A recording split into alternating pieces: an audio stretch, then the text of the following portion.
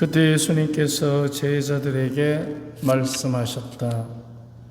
누구든지 내 뒤를 따라오려면 자신을 버리고 제 십자가를 지고 나를 따라야 한다.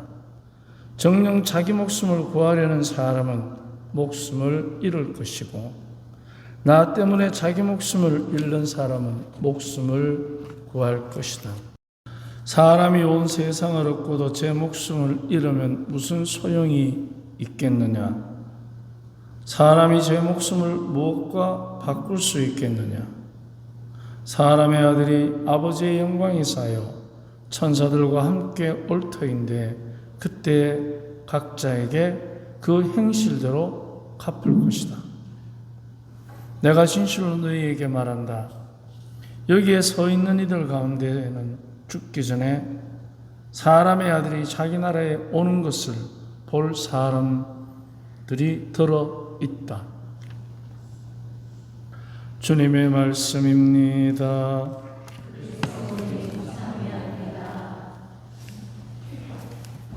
자기 자신을 버리고 제 십자가를 지고 나를 따라야 한다. 이 말씀을 우리는 굉장히 많이 들었고 또 잘 알고 있는 구절입니다. 그러면 자신을 버린다는 것이 어떤 것인지가 가장 중요한 관건이 됩니다. 자신을 버리는 것,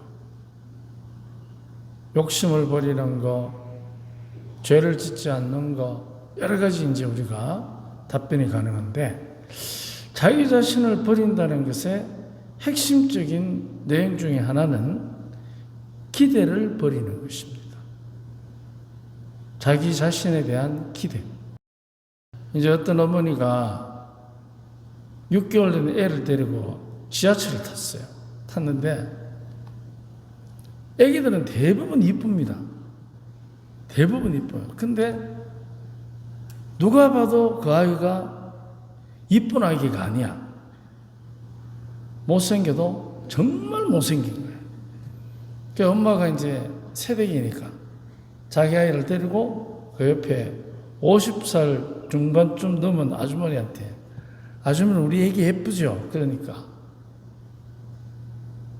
그 아주머니가 가만히 있더만, 야, 참 드물게 생겼다. 어느 정도는 알겠지, 그죠? 자기에게는 이쁜 거예요. 근데 남이 볼 때는 드물게 생긴 거예요. 오늘 아침에 성당 오기 전에 거울 봤죠? 이쁩니까? 특이하게 생겼죠. 갈수록 특이해지죠, 얼굴이, 그죠?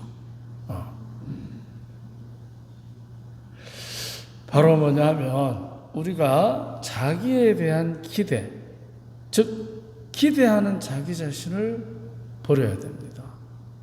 자기에 대한 기대. 왜 나는 암에 걸리면 안 됩니까?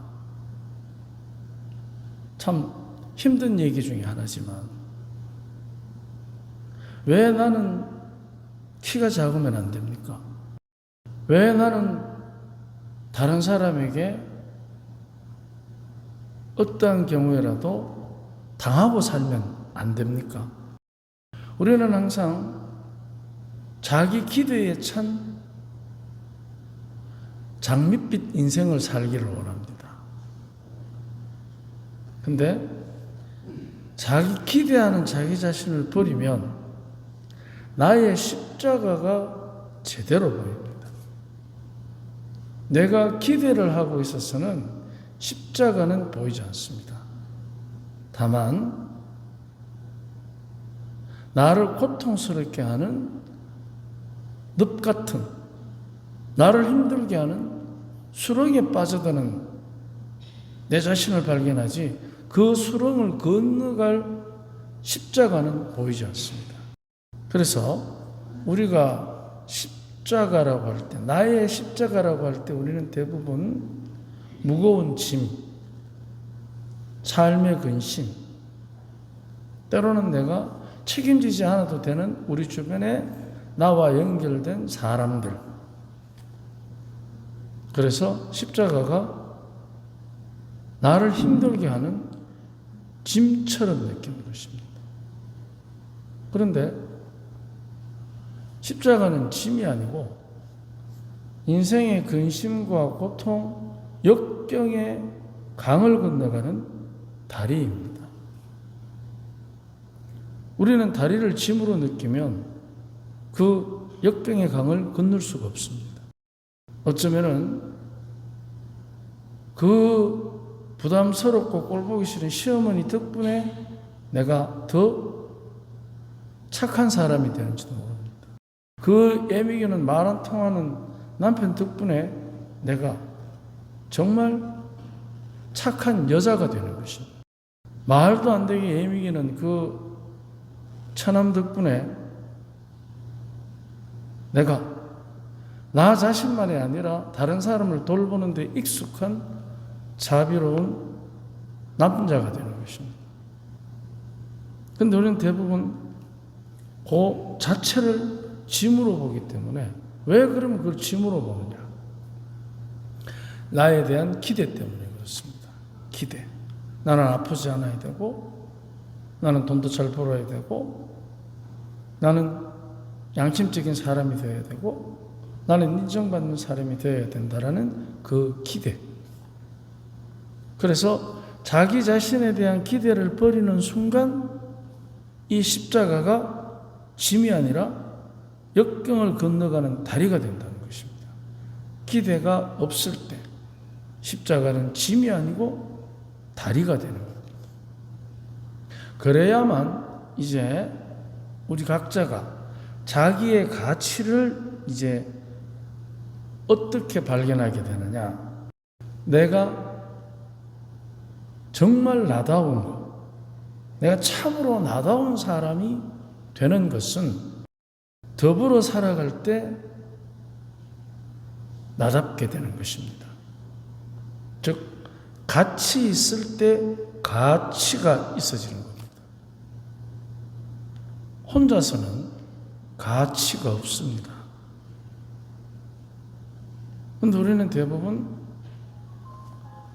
가치 있다는 것을 십자가가 짐처럼 느껴지듯이 바로 가치 있다는 것이 굉장히 부담스러울 수 있을 겁니다.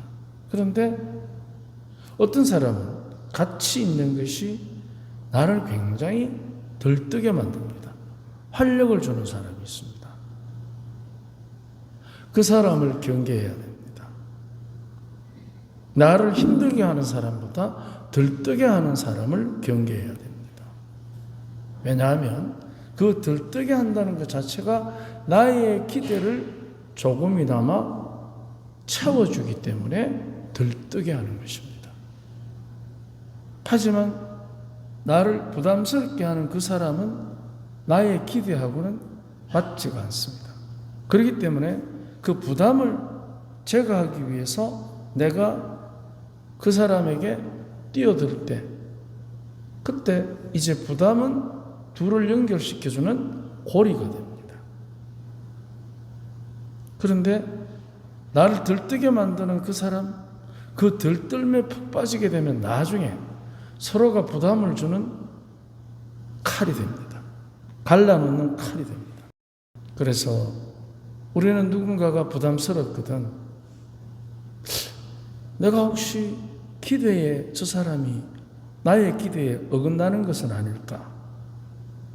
기대에 어긋나거든 내 기대가 버려야 할 것이구나. 이게 바로 자기 자신을 버린다는 의미로 우리가 알아들으면 좋겠습니다. 나를 버린다는 것. 그러면 어떻게 되느냐? 이제 나의 기대를 버리게 되면 그때부터 나의 행실이 나를 부담스럽게 하는 그 부담을 덜어내기 위한 투신이 이루어지기 때문에 나의 행실은 사랑이 되는 것입니다. 그러면 마지막 날에 두려울 게 없습니다.